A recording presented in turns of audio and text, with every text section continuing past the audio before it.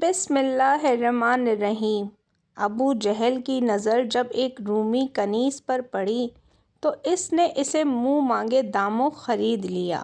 اس کنیز کا نام زنیرہ تھا۔ زنیرہ کون تھی؟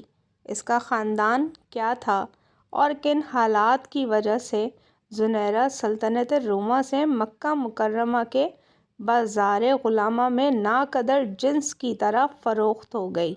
ان باتوں سے ابو جہل کو نہ کوئی دلچسپی تھی اور نہ ہی جاننا چاہتا تھا۔ ایک روز بہت عجیب بات ہوئی۔ ایک مرتبہ زنیرہ اونٹوں کو چارہ ڈال کر پلٹ ہی رہی تھی کہ اسے اپنے آقا کی آواز آئی جو مالکن سے بات کر رہا تھا۔ محمد صلی اللہ علیہ وآلہ وسلم جو ہمارے سامنے پلا بڑھا ہے، ہماری ہی طرح زندگی گزارتا ہے، اب وہ کہتا ہے کہ اللہ اس سے کلام کرتا ہے، اس پر وحی نازل کرتا ہے، اس کے پاس جبرائیل فرشتہ آتا ہے۔ آقا کی آواز کے ساتھ ہی قہقہ بلند ہوا۔ زنیرہ کو دیکھتے ہی مالکن نے رعب دار آواز سے اسے بلایا، او زنیرہ، ادھر آ اور میرے پاؤں دبا۔ زنیرہ سعادت مندی سے مالکن کے پاس گئی اور پاؤں دبانے لگی۔ کچھ دیر بعد مالکن نے ابو جہل سے پوچھا، محمد صلی اللہ علیہ وآلہ وسلم نے ایسا کب کہا؟ ابو جہل نے کہا، آج، ابھی محمد صلی اللہ علیہ وسلم نے مکہ کے سارے اکابرین کو بلوایا تھا۔ پہاڑ کے قریب اس نے پوچھا کہ اگر میں کہوں کہ اس پہاڑ کے پیچھے سے دشمن کی فوج آ رہی ہے تو کیا تم یقین کر لو گے؟ سب نے محمد صلی اللہ علیہ وآلہ وسلم کے گزشتہ کردار کو دیکھتے ہوئے کہا کہ ہاں، ہم یقین کر لیں گے، کیونکہ ہم نے ہمیشہ آپ کو سچا اور امانت دار پایا ہے۔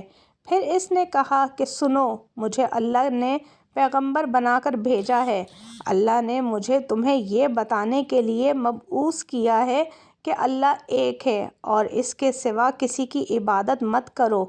تمہاری تمام حاجتیں اللہ پوری کرتا ہے۔ ابو جہل چند لمحے کے لیے خاموش ہو کر بولا، حیرت تو یہ ہے کہ وہ یہ کہتا ہے کہ سب انسان برابر ہیں۔ اس نے ایک بار پھر قہقہ لگایا اور کہا، آقا غلام کی تمیز کبھی مٹ سکتی ہے؟ کیا اعلیٰ اور ذلیل قبیلے ایک ہو سکتے ہیں؟ محمد صلی اللہ علیہ وسلم یہ کون سی باتیں کر رہا ہے جو نہ کبھی سنی اور نہ دیکھیں؟ ابو جہل کی یہ تمام باتیں زنیرہ کی یادداشت میں رہ گئیں۔ خاندان قریش سے تعلق ہونے کی وجہ سے حضرت محمد صلی اللہ علیہ وآلہ وسلم کے تعلقات قبیلہ بنو مخزوم سے بھی تھے اور بہت سے لوگوں کی طرح زنیرہ بھی حضرت محمد صلی اللہ علیہ وسلم کی دل میں احترام کے جذبات رکھتی تھی۔ پھر یہ عمرو بن حشام کا معمول بن گیا کہ اکثر گھر میں عمرو اور اس کی بیوی حضرت محمد صلی اللہ علیہ وآلہ وسلم کے بارے میں زہر سے بھری گفتگو کیا کرتے تھے۔ ابو جہل حضرت محمد صلی اللہ علیہ وآلہ وسلم کے خلاف جتنا زہر اگلتا، اتنا ہی زنیرہ کے دل میں حضرت محمد صلی اللہ علیہ وسلم کا احترام بڑھتا چلا جاتا۔ پھر ایک عجیب واقعہ ہوا۔ ابو جہل کی باندی سمیہ نامی بوڑھی کنیز نے زنیرہ سے حضرت محمد صلی اللہ علیہ وآلہ وسلم کے متعلق باتیں کرنا شروع کیں۔ ایک رات سمیہ نے بتایا کہ آج شام سمیہ، ان کے شوہر یاسر اور دونوں بیٹے عمار اور عبداللہ نے اسلام قبول کر لیا ہے، اور زنیرہ کو ہدایت کی کہ یہ بات کسی کو نہ بتانا۔ حضرت سمیہ رضی اللہ تعالیٰ عنہا کا خاندان چوری چھپے نور نبوت سے اپنے قلب و روح کو روشن اور منور کرتا رہا۔ سمیہ رضی اللہ تعالیٰ عنہا نے زنیرہ کو بتایا کہ رسول اللہ صلی اللہ علیہ وآلہ وسلم اللہ کا یہ پیغام لے کر آئے ہیں کہ اللہ ایک ہے، اللہ ہی کی عبادت کرو اور اپنے تصور و خیال سے بنائے گئے تمام بتوں کو توڑ پھینکو۔ اللہ نے تمام انسانوں کو آزاد پیدا کیا ہے اور سب انسان آزاد ہیں، آپس میں برابر ہیں۔ نہ عربی کو اجمی پر فوقیت حاصل ہے، نہ ہی اجمی عربی سے بڑھ کر ہے۔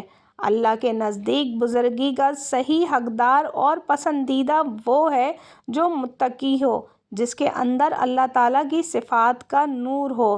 ان باتوں میں زنیرہ کو بہت سارے سوالوں کا جواب موجود تھا۔ ایک روز وہ کسی طرح حضرت سمیہ کے ساتھ بارگاہ رسالت میں حاضر ہوئی۔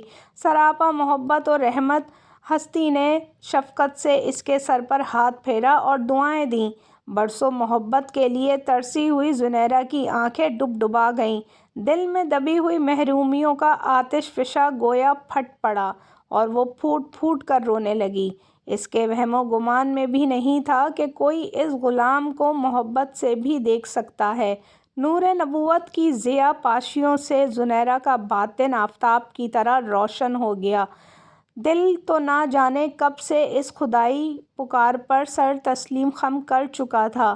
اب وہ ایک معمولی کنیز سے رسول صلی اللہ علیہ وآلہ وسلم کی عظیم المرتبت صحابیہ زنیرہ رضی اللہ تعالیٰ عنہا بن گئیں۔ رسول اللہ صلی اللہ علیہ وآلہ وسلم نے حضرت زنیرہ کو اللہ کے قرب کے لیے چند طریقے مرحمت فرمائے اور تاکید فرمائی کہ ابھی اپنے قبول اسلام کا اعلان نہ کریں۔ زنیرہ رضی اللہ تعالیٰ عنہا دولت ایمان سے سرفراز ہونے کے بعد واپس آ گئیں، لیکن عشق چھپائے نہیں چھپتا۔ ابو جہل کو آخر معلوم ہو ہی گیا کہ زنیرہ مسلمان ہو گئی ہے اور عشق حقیقی پر قدم رکھ دیا ہے۔ پھر اس کی جہالت و ظلم کا وہ باب کھلا جس کی وجہ سے اس کا نام ابو جہل مشہور ہو گیا، اور آج بھی اس کا نام عمرو بن ہشام بہت کم لوگ ہی جانتے ہیں۔ ابو جہل نے حضرت زنیرہ رضی اللہ تعالیٰ عنہا پر ظلم و ستم کے پہاڑ توڑنا شروع کر دیے۔ ابو جہل حضرت زنیرہ رضی اللہ تعالیٰ عنہا کو اتنی بری طرح زد و کوب کرتا کہ وہ بے ہوش ہو جاتی، وہ مار مار کر تھک جاتا، مگر اللہ کی یہ نیک اور صابر بندی سب کچھ سہہ لیتی، مگر پائے استقلال میں ذرا بھی لرزش نہ آتی۔ ابو جہل ہر روز نئے نئے طریقوں سے مظالم کرتا، کبھی کئی کئی دن تک کھانے کا ایک لقمہ بھی نہ دیتا، کبھی سونے پر پابندی لگا دیتا اور اونگ آتے ہی کھال تک نوچ لینے والی چھڑی سے مار مار کر لہو لہان کر دیتا۔ حضرت زنیرہ کا پورا جسم زخمی رہتا اور اس میں سے خون اور پیپ رسنے لگتا تھا، مگر اب وہ روح کے اس سفر پر گامزن تھیں جہاں مادی جسم کو آدمی روح کے خول یا لباس کی صورت میں دیکھتا ہے۔ رسول اللہ صلی اللہ علیہ وآلہ وسلم کو جب حضرت زنیرہ کے اوپر ہونے والے مظالم کی خبر پہنچتی تو غمگین ہو جاتے۔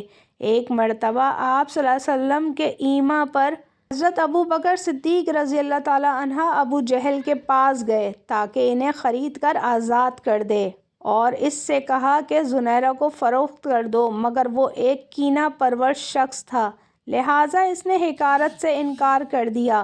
اس کا ظلم و جبر یہاں تک بڑھا کہ حضرت زنیرہ رضی اللہ تعالیٰ عنہ کی بینائی جاتی رہی اور آنکھیں بے نور ہو گئیں۔ یہ دیکھ کر ابو جہل طنزیہ لہجے میں بولا، دیکھ لات و عزی نے تجھے اندھا کر دیا ہے، اب تو محمد صلی اللہ علیہ وآلہ وسلم کے دین کو چھوڑ دے۔ اس جملے نے حضرت زنیرہ رضی اللہ تعالیٰ عنہ کے دل کو تڑپا کر رکھ دیا، مگر وہ خاموش رہیں۔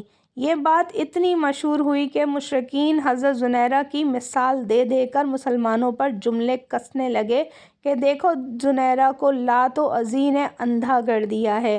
ایک روز چند مشرکین نے یہ بات حضرت زنیرہ کے سامنے کہی تو حضرت زنیرہ رضی اللہ تعالیٰ عنہا نے تڑپ کر کہا، خدا کی قسم لات و عزی لکڑی و پتھر کے بت ہیں، وہ کیا جانے کہ کون انہیں پوج رہا ہے اور کون نہیں پوجتا۔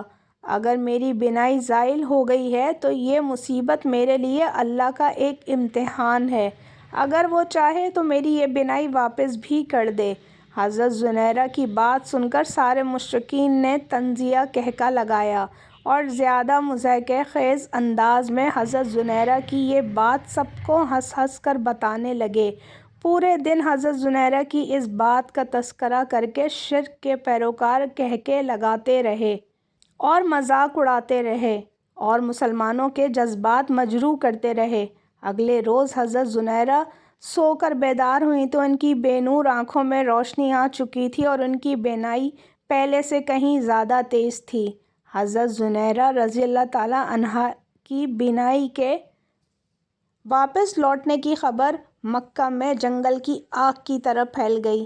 کل تک جو لوگ حضرت زنیرہ رضی اللہ تعالیٰ عنہا کی بات کا مزہ لے لے کر مضحکہ خیز اور تمسخر اڑا رہے تھے، انہیں سانپ سونگھ گیا تھا۔ خصوصاً ابو جہل تو شرم کے مارے گھر سے ہی نہ نکلا۔ اسی روز حضرت ابوبکر صدیق ابو جہل کے پاس دوبارہ آئے اور کہا کہ اگر تم زنیرہ کو فروخت کر دو تو میں اس کے دگنے دام دوں گا اور تم اس سے زیادہ طاقتور اور محنتی کنیز خرید سکو گے۔ ابو جہل زنیرہ کو مزید اپنے پاس نہیں رکھنا چاہتا تھا۔ ویسے بھی اسے اپنی ہی بات کی وجہ سے شرمندگی اٹھانی پڑی تھی، اس لیے اس سے کئی گنا زیادہ دام پر حضرت زنیرہ رضی اللہ تعالیٰ عنہ کو فروخت کر دیا اور حضرت ابوبکر صدیق نے انہیں آزاد کر دیا۔